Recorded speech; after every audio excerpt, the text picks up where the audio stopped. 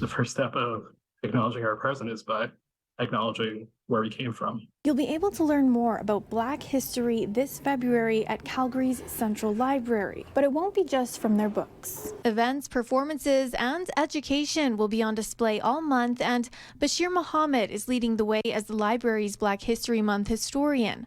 Among many things, Mohamed is a researcher and journalist covering Black history in Alberta, aiming to remove gaps in Alberta's published Black history and draw a line to where racism stems from. There's a desire to, I think, minimize by saying, oh, this is kind of a one-off incident, or these problems are not connected to anything deeper. By acknowledging this history, by critically engaging with it, we don't see it within a vacuum, but we see it in the appropriate context, and it makes it easier for us to address the problems that stem from those legacies. His work in advocacy began in 2016 when he was called the N-word while cycling in Edmonton. He was known to be radical while he was with Black Lives Matter Edmonton.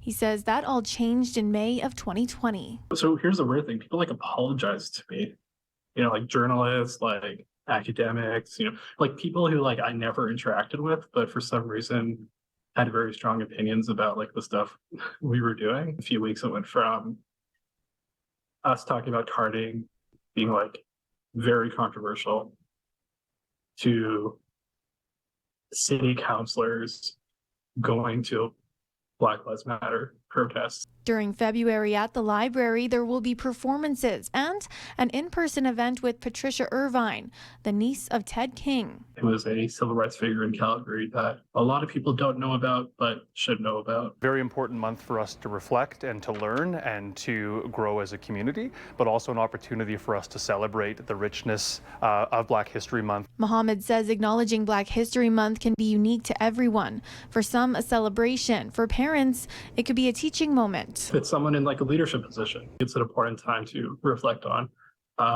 the institution that person represents and whether or not it's fully welcoming. In Calgary, Taylor Braat, City News.